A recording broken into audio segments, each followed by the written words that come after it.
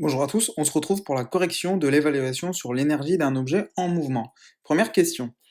Influence de la vitesse sur l'énergie cinétique. Un oiseau vole à une vitesse de 30 km/h, il repère au loin une proie et décide de l'attaquer. Pour cela, il double sa vitesse. Alors, quel est le rapport entre l'énergie cinétique finale et l'énergie cinétique initiale de l'oiseau? En d'autres termes, par quel facteur est multipliée l'énergie cinétique initiale pour obtenir l'énergie cinétique finale? Alors, lorsque l'oiseau double sa vitesse, l'énergie, donc il fallait répondre ici cinétique, l'énergie cinétique initiale est multipliée par 4. Vous savez que quand la vitesse double, l'énergie cinétique quadruple, on l'a vu dans le cours. Voilà, j'espère que vous avez compris, n'hésitez pas à poser des questions en espace de commentaires. Question numéro 2. Énergie mécanique. Donnez la formule de l'énergie mécanique, plusieurs réponses peuvent être correctes. Alors, l'énergie mécanique, vous savez d'après le cours que c'est égal à l'énergie cinétique d'un corps plus l'énergie potentielle de pesanteur de ce corps. Donc ici, vous voyez EM égale EC plus EPP, donc il fallait bien sûr cocher cette réponse. Et il y avait également la réponse suivante, EM égale 1 demi de MV2 plus MGZ. Donc ça, c'est juste l'explicitation de cette formule, donc ça aussi c'était correct. Ça c'était faux, il fallait pas cocher cette case, parce que l'énergie mécanique c'est l'énergie cinétique plus l'énergie potentielle de pesanteur. Ça aussi c'est faux, parce que l'énergie mécanique, c'est la somme des deux énergies et non pas uniquement l'énergie cinétique ou uniquement l'énergie mécanique. Voilà. Question numéro 3. Calculer une énergie cinétique. Calculer l'énergie cinétique d'une voiture de masse 3,25 tonnes roulant à une vitesse de 100 km/h. Donnez la réponse en joules. Donc, on peut calculer l'énergie cinétique de cette voiture. La formule, c'est 1 demi fois la masse multiplié par la vitesse au carré. Alors ici, il y avait un petit piège au niveau de la masse qui est donné en tonnes qu'il fallait penser à convertir en kilogrammes en multipliant par 10 puissance 3, donc 3,25 fois 10 puissance 3, qu'on multiplie par la vitesse qui était de 100, on n'oublie pas de diviser 100 par 3,6 pour avoir la vitesse en mètres par seconde. On élève le tout au carré pour obtenir un résultat égal à ce qui donne un résultat de 1 253 858,0 joules.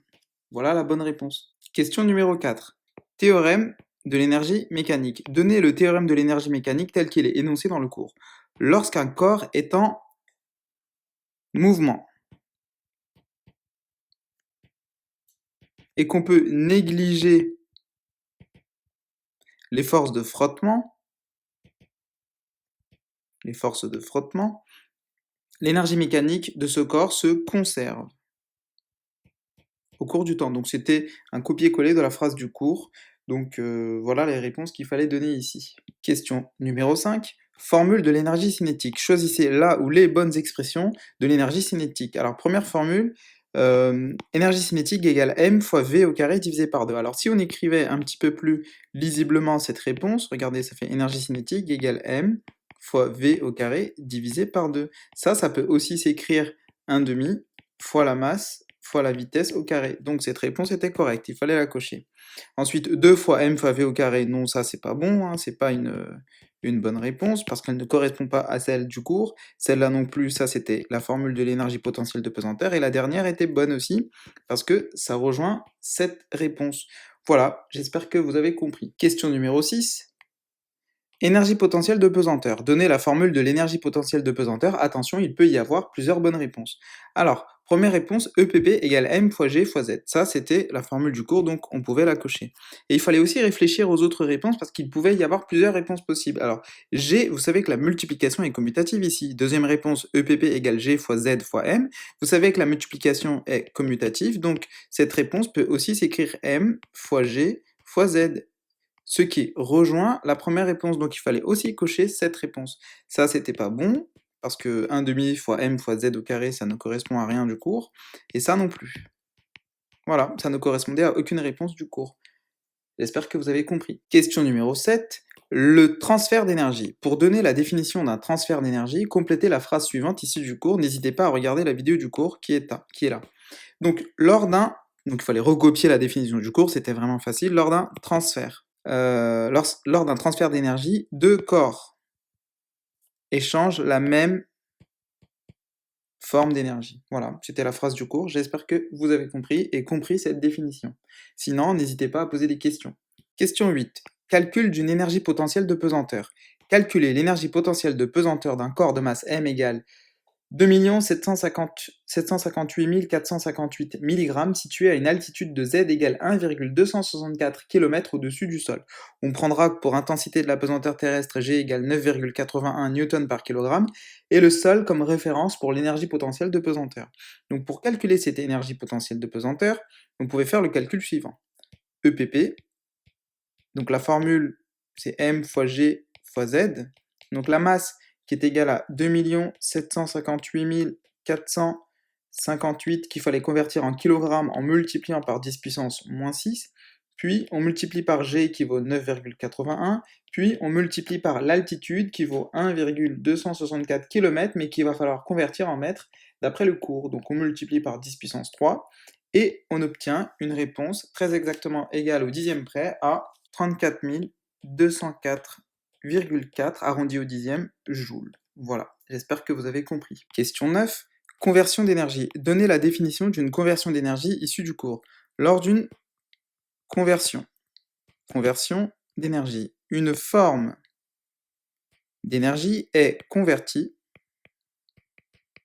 en une autre forme d'énergie. Donc voilà, il fallait tout simplement se référer au cours pour compléter cette réponse et essayer de comprendre ce que signifie à travers les exemples du cours. Ultime question de cette évaluation, conservation de l'énergie mécanique. Un corps de masse m égale 1,354 kg est lâché sans vitesse initiale d'une altitude égale à z égale 20 mètres par rapport au sol. Calculez la vitesse du corps lorsqu'une personne l'attrape à une altitude de 1,7 mètres. N'hésitez pas à faire un dessin pour mieux comprendre la situation. On prendra le sol comme référence de l'énergie potentielle de pesanteur donnée G égale 9,81 Newton par kg. Alors, comme préconisé dans l'énoncé, on peut faire un dessin. Donc il y a un corps qui tombe d'un point A. On va dire que c'est un point A qui est situé à une altitude ZA égale à 20 mètres. Et puis ce corps va chuter, jusqu'à une altitude de 1,7 mètres. Donc ce point, je l'appelle le point B, jusqu'à une altitude ZB égale à 1,7 mètres. Alors, ce qu'on nous dit dans l'énoncé, c'est que la balle, elle est lâchée, donc il fallait faire une hypothèse ici, c'est que l'objet tombe sans frottement. Étant donné qu'il tombe sans frottement, on peut utiliser le théorème de l'énergie mécanique et dire que l'énergie mécanique au point A est égale à l'énergie mécanique au point B. Parce qu'en l'absence de frottement, il fallait faire une hypothèse ici, l'énergie mécanique se conserve. Donc, l'énergie mécanique au point A, étant donné que l'objet est lâché sans vitesse initiale, il n'a pas d'énergie cinétique, donc il a uniquement une énergie potentielle de pesanteur égale à mg fois za. Et l'énergie mécanique en B, c'est l'énergie cinétique en B, plus l'énergie potentielle de pesanteur en B. Donc on peut expliciter ces expressions, m fois g fois za, égale l'énergie cinétique en B, c'est 1 demi de mvb au carré, c'est ce qu'on est en train de chercher, c'est la vitesse à laquelle la personne attrape l'objet, et l'énergie potentielle en B, c'est mgzb. Donc vous voyez qu'il y a la masse partout, qui est un facteur de chaque terme, donc on peut diviser par la masse de part et d'autre du signe égal pour obtenir finalement gza égale 1 demi de vb carré plus gzb. On peut isoler maintenant 1 demi de vb carré, ce qui va donner gza moins gzb, qui est égal à 1 demi de vb carré. Enfin, on peut multiplier par 2 de part et d'autre, ce qui va donner 2 facteurs de gza moins gzb est égal à vb carré. On peut écrire cette égalité dans l'autre sens, donc vb au carré est égal à, en même temps on peut factoriser par g, donc 2g za moins zb, et puis enfin prendre la racine carrée de ce résultat, donc ça fait 2g za moins zb. On peut remplacer les grandeurs par leur expression, donc vb est égal à racine carrée de 2 fois g 9,81 multiplié par za moins zb, c'est-à-dire 20 moins 1,7. On effectue le calcul et on trouve un résultat exactement égal à, au dixième près, 18,9 mètres par seconde. On peut multiplier ce résultat par 3,6 pour obtenir une réponse en kilomètres par heure, et on obtenait VB égale 68,2 km par heure. J'ai toujours lourdement insisté sur le fait que quand vous utilisez un résultat intermédiaire, vous prenez la valeur exacte en utilisant la touche REP de votre calculatrice. La touche REP ou la touche AND, c'est pour reprendre la valeur exacte du résultat précédent. Donc là, j'ai toléré, mais la prochaine fois, il faudra absolument reprendre la valeur exacte. D'accord? J'espère que vous avez compris. N'hésitez pas à poser des questions en espace de commentaires, et moi je vous retrouve bientôt pour un nouveau cours sur l'électricité cette fois-ci. Bon courage, et puis bonne journée à tous.